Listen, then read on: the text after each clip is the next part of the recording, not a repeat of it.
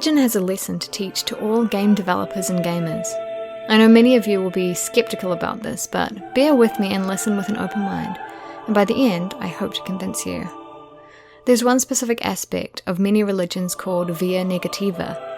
If its principles and ideas were to apply to decision-making, developing, or even playing games, it would make a huge difference.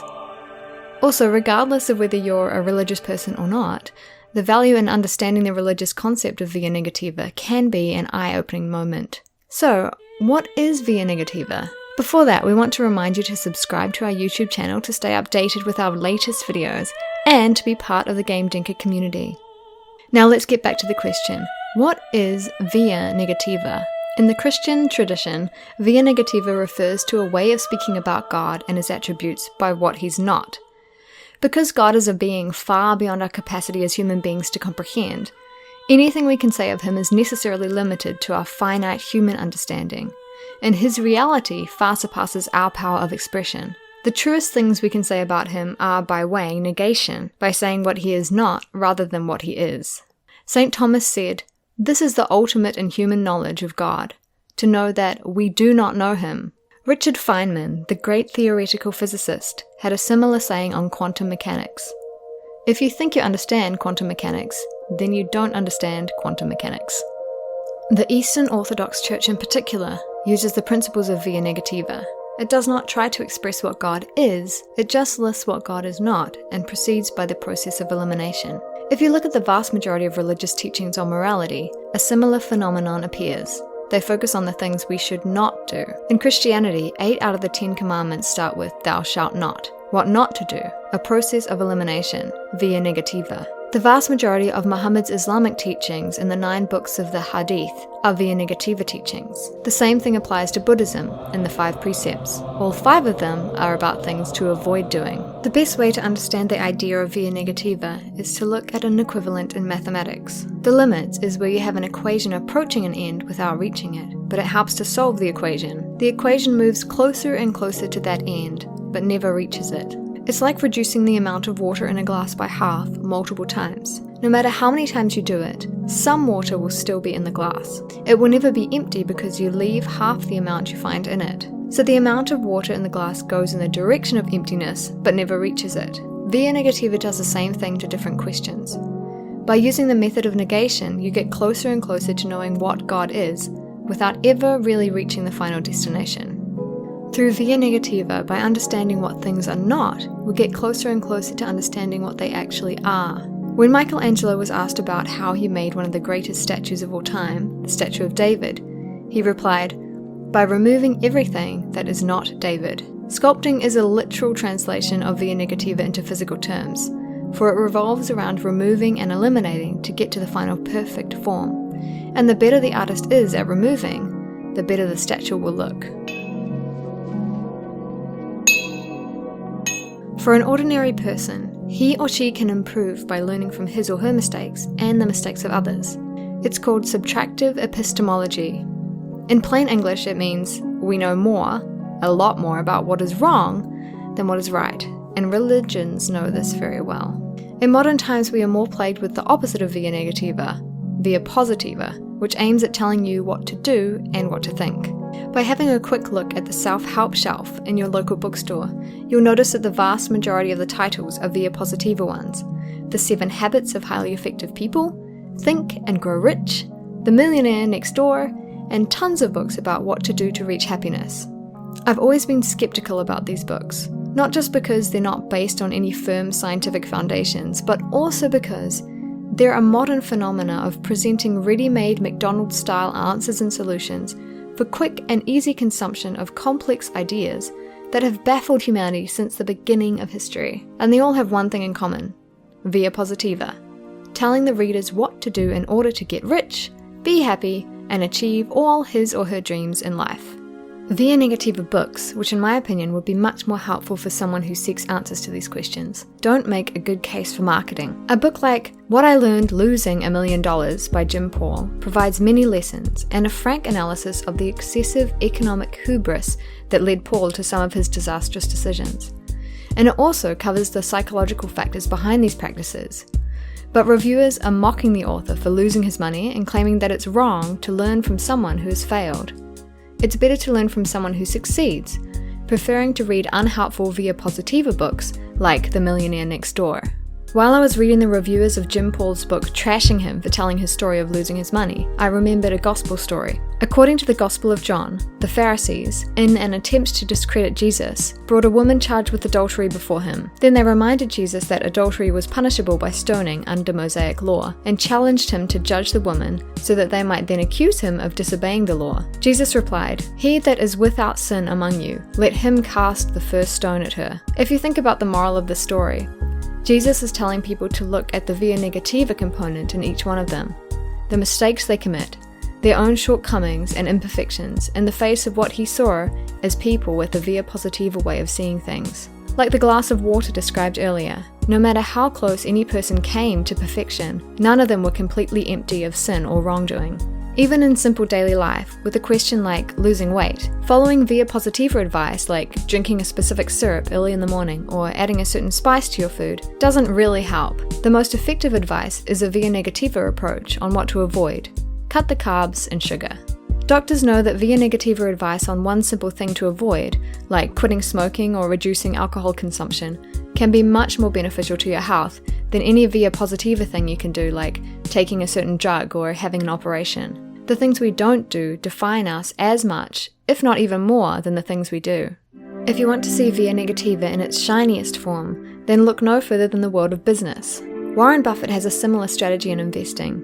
His rule, as he states it, is, you only have to do a very few things right in your life, so long as you don't do too many things wrong. The difference between successful people and really successful people is that really successful people say no to almost everything. When studying Warren Buffett's investing strategy, the first thing you will notice is that it's full of red flags. Simply stated, he doesn't look for what makes a company good, he looks at what makes a company bad. Steve Jobs' vision for tech products was a clear embodiment of Via Negativa in the tech industry. He once said, "People think focus means saying yes to the thing you've got to focus on, but that's not what it means at all. It means saying no to the 100 other good ideas that there are. You have to pick carefully. I'm actually as proud of the things we haven't done as the things I have done." Innovation is saying no to 1,000 things. The next time you see Apple products in a store, remember Jobs' words. I'm as proud of the things we haven't done as the things I have done. And think of all the products that Apple could have made but decided not to. At the end of the day, the company with the biggest market cap in the world has less than 10 main products, and that's all. Via Negativa can also be seen in the design of Apple products. Just listen to what Johnny Ive, the Chief Design Officer at Apple, has to say about the aluminium MacBook. Aluminium unibody enclosure eliminated 60% of the computer's major structural parts. Reducing the number of parts naturally made the computer thinner. Contrary to what you'd expect, eliminating parts also made it more rigid and robust. The computer was stronger. Nike CEO Mark Parker said shortly after becoming CEO he talked to Steve Jobs on the phone. "Do you have any advice?" Parker asked Jobs. "Well, just one thing," said Jobs. "Nike makes some of the best products in the world, products that you lost after. But you also make a lot of crap. Just get rid of the crappy stuff and focus on the good stuff." Parker said Jobs paused, and Parker filled the quiet with a chuckle. But Jobs didn't laugh. He was serious. Apple's most successful product, the iPhone, is a physical embodiment of Via Negativa in a tech product. When all mobile phone companies were adding more and more buttons to their phone keyboards, Apple decided to have one home button, and that's all. And when manufacturers learned the lesson and reduced the number of buttons to 2 or 3, Apple went in a different direction. One button is one button too many, let's get rid of it. $500 fully subsidized with a plan? I said, that is the most expensive phone in the world, and it doesn't appeal to business customers because it doesn't have a keyboard, which makes it not a very good email machine. Now, In order to get closer to the perfect iPhone, Apple removes everything that is not iPhone, just like Michelangelo and the Statue of David. Please don't mistake Via Negativa with minimalism. Via Negativa is about knowing what not to do and what to avoid by learning what is wrong and what is harmful. It has a long line of trial and error to follow, and only by following this line, Via Negativa brings us closer to the perfect goal we aim for. To understand the difference between Via Negativa and minimalism, Think of the following example. People are talking every year about the books recommended by Bill Gates and why he liked these books. I'm more interested in the books he didn't like and that he actively avoided. I think it would be far more interesting to know why he avoided these books. Seeing the process of elimination would be more illuminating in understanding the man than looking at what he reads. In my profession of architecture, we care about negative spaces as much as the positive spaces we create. Sometimes a design is defined and established by the limitations and things we want to avoid, more than by the things we want to do.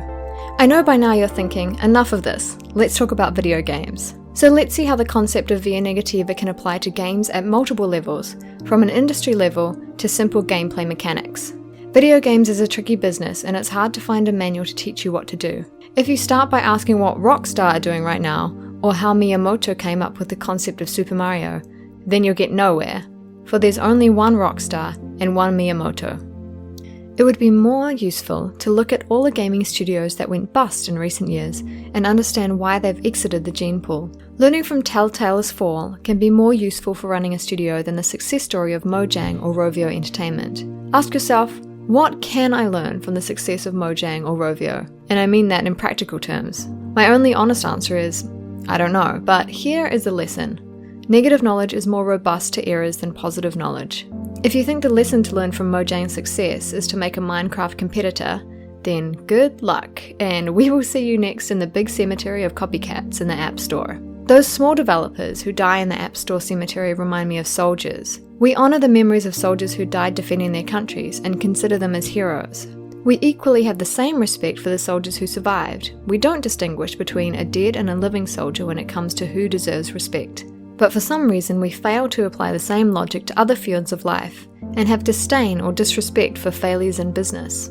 A failed businessman is not appreciated enough in society. So to all the indie game studios out there who went bust, we thank you.